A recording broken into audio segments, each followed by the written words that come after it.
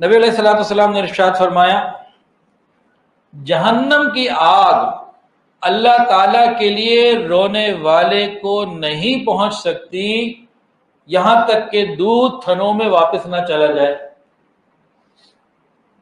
جہنم کی آگ اللہ تعالیٰ کے لیے رونے والے بندے کو نہیں چھو سکتی۔ جہنم کی آگ اللہ تعالیٰ کے خوف یا اللہ تعالیٰ کی محبت سے رونے والے کو نہیں چھو سکتی یہاں تک کہ دودھ تھنوں میں واپس چلا جائے۔ جب ایک دفعہ تھن سے دودھ باہر آ جائے تو واپس کوئی ڈال سکتا ہے؟ جا ہی نہیں سکتا، کوئی ترتیب ہی نہیں ایسی۔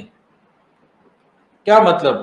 جس طرح دودھ تھنوں میں نہیں جا سکتا، اسی طرح خوف خدا میں یا اللہ کی محبت سے رونے والا یہ جہنم میں نہیں جائے گا انشاءاللہ۔ اسی طرح فرمایا اور جس جسم کے اوپر اللہ کے راستے کی مٹی لگ گئی ہو اس کے اوپر بھی جہنم کی آگ حرام۔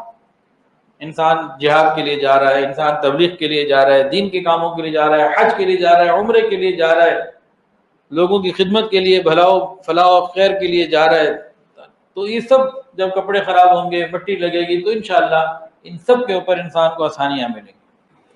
حضرت ابو امامہ رضی اللہ تعالیٰ عنہ فرماتے ہیں کہ نبی علیہ الصلوۃ والسلام نے ارشاد فرمایا کہ اللہ رب العزت کو دو قطروں سے زیادہ کوئی قطرے پسندیدہ نہیں، دو نشانوں سے زیادہ کوئی نشان پسندیدہ نہیں۔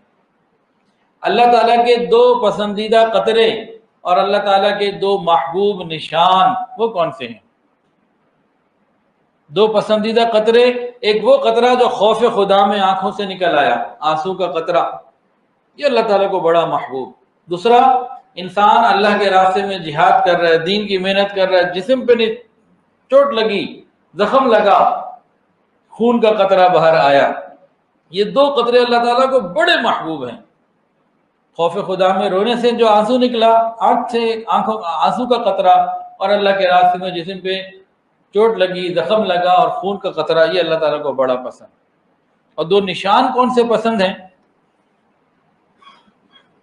ایک وہ نشان جو اللہ کے راستے میں لگا ہو، انسان دین کی محنت کر رہا ہے، جد و جہد کر رہا ہے، جہاد کر رہا ہے، اور دنیا اور دین کی دوسری محنتیں کر رہا ہے، اس کو کہیں چوٹ لگ جائے، زخم لگ جائے، جسم پہ نشان آ جائے، وہ نشان اللہ کو بڑا پیارا۔ اور وہ نشان جو عبادت کے دوران لگ جائے، فرائض ادا کرتے ہوئے، جو فرائض ادا کرتے ہوئے جسم پہ نشان لگ جاتے ہیں، مثلا سجدے کی وجہ سے ماتھے پہ نشان آ جاتا ہے، ٹخنوں پہ نشان آ جاتا ہے، اور جو دین کا علم پڑھنے والے علماء طلباء ہوتے ہیں، یہ دین کا علم حاصل کرنا بھی فرض ہے اور آگے پہنچانا یہ فرض منصب ہی ہے امت کا، تو اس کے لیے جب یہ چٹائیوں پہ بیٹھتے ہیں تو ان کے بھی نشان بیٹھنے کی وجہ سے پڑ جاتے ہیں۔ تو بہرحال فرائض ادا کرتے ہوئے جو نشان انسان کے جسم پہ لگتے ہیں، یہ نشان اللہ تعالیٰ کو بڑے پسند۔ نبی علیہ الصلوۃ والسلام فرماتے ہیں، انس بن مالک رضی اللہ عنہ سے روایت ہے کہ جو بندہ اللہ تعالیٰ کو یاد کرتا ہے، جو بندہ اللہ رب العزت کو یاد کرتا ہے، اس کی آنکھوں سے آنسو نکلتے ہیں، حتیٰ کہ وہ آنسو زمین پر پہنچ جاتے ہیں، تو اللہ تعالیٰ قیامت کے دن ایسے شخص کو عذاب نہیں دے گا کہ آنسو نیچے زمین پر آ جائیں۔ عرباز بن ساریہ رضی اللہ عنہ سے روایت ہے، نبی علیہ الصلوۃ والسلام نے ایک دن فجر کی نماز کے بعد واعظ دیا اور بڑا ہی مؤثر تھا، آنکھیں بہہ گئیں، دل تڑپ گئے۔ ایک صاحب نے سنا تو کہا کہ یہ تو کوئی الوداعی واعظ لگتا ہے، جیسے کوئی نصیحت ہو رہی ہو، وصیت ہو رہی ہو۔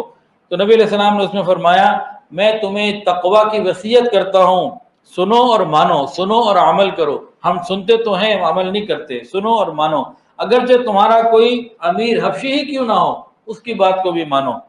فرمایا تم میں سے کوئی جو لمبی عمر والا ہوگا وہ میرے بعد امت میں بہت بڑے بڑے اختلافات دیکھے گا، اور تم بدعات نئی نئی چیزوں سے بچنا کہ وہ گمراہی ہے۔ اور فرمایا جو ایسا وقت پالے کہ جب اختلافات ہوں اور بدعات ہوں، اسے چاہیے کیا میری سنت پر بھی عمل کرے اور میرے خلفائے راشدین کی سنت پر بھی عمل کرے۔ جب کوئی میرے بعد بڑی عمر جس کو ملے اور وہ اختلافات کو دیکھے امت میں، بدعات کو دیکھے امت میں، تو کیا کرے؟ وہ میری سنت کو اور خلفائے راشدین المہدیین کی سنت کو لازم پکڑ لے۔ اس حدیث سے کیا ثابت ہو رہا ہے کہ نبی علیہ الصلوۃ والسلام کا عمل بھی سنت اور خلفائے راشدین کا عمل بھی سنت۔ اسی لیے تم اہل سنت والجماعت کہلاتے ہیں۔ ہم جو کہلاتے ہیں اہل سنت والجماعت کیوں کہلاتے ہیں؟ کہ ہم اہل سنت سے مراد نبی علیہ الصلوۃ والسلام کی سنت پر بھی عمل کرتے ہیں، اور والجماعت صحابہ کرام کی جماعت پر بھی ان کی سنتوں پر بھی عمل کرتے ہیں۔ اب جناب رسول اللہ صلی اللہ علیہ وآلہ وسلم خلفائے راشدین کے عمل کو سنت قرار دے رہے ہیں۔ صاحب قرآن، صاحب سنت، صاحب شریعت، محبوب رب العالمین یہ خلفائے راشدین کی سنت کو سنت قرار دے رہے ہیں۔ اور ہمارے معاشرے میں بعض لوگ 20 تراویح کو حضرت عمر کی بدعت کہہ دیتے ہیں، نعوذ باللہ۔ ذالک مبلغہم من العلم، ان کا علم ہے ہی اتنا، ان کی سمجھ ہی چھوٹی، تو اب کیا کرے؟ نبی علیہ الصلوۃ جو انٹرنیٹ سے دین حاصل کرے گا پھر یہی ہوگا، جو علماء کرام سے دین حاصل کرے گا اس کی بات کچھ اور ہوگی۔ تو نبی علیہ الصلوۃ والسلام بہت واضح سادہ الفاظ میں بتا رہے ہیں، میری سنت پر بھی عمل کرو، خلفائے راشدین کی سنت پر بھی عمل کرو۔ اللہ ہمیں اس بات کی سمجھ عطا فرمائے۔